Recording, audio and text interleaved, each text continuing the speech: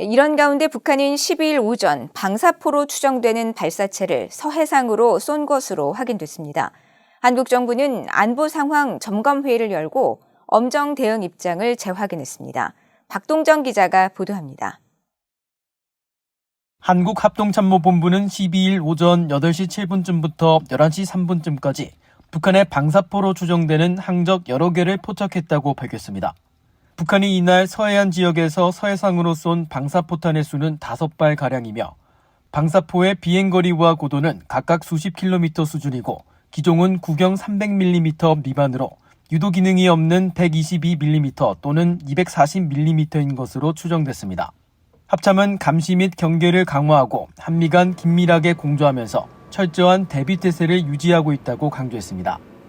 북한의 이번 도발은 한국 윤석열 정부 들어 네 번째이자 지난 5일 오전 동해상으로 단거리 탄도미사일 SRBM 8발을 발사한 지 일주일 만입니다.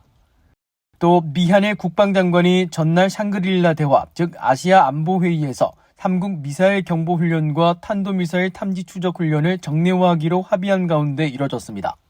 합참은 마지막 발사된 방사포 항적 포착으로부터 10시간가량 지난 후 이 사실을 공지했습니다.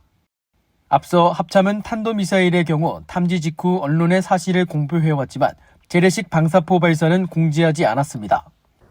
한국 국가안보실은 이날 오전 김태효 국가안보실 1차장 주재로 안보상황 점검회의를 열어 북한 도발 관련 상황을 보고받고 군 대비태세를 점검했다고 대통령실 대변인실이 밝혔습니다. 안보상황 점검회의 참석자들은 북한이 우리 안보에 직접적인 위협을 가하는 각종 무기체계를 지속적으로 개량하고 있음을 우려하고 앞으로 상황을 계속 점검하면서 차분하고도 엄정하게 대응한다는 정부 입장을 재확인했다고 대변인실은 밝혔습니다. 앞서 북한은 8일에서 10일 노동당 전원회의를 개최해 한국을 겨냥한 대적투쟁, 강대강 정면 승부 등의 강경 기조를 재확인했습니다. 김정은 북한 국무위원장은 이번 회의에서 북한의 안전 환경은 매우 심각하며 주변 정세는 더 극단적으로 격화될 수 있는 위험성을 띠고 있다면서 이 같은 정세는 북한으로 하여금 국방력 강화를 위한 목표 점령을 더 앞당길 것을 재촉하고 있다고 주장했습니다. BOE 뉴스 박동정입니다.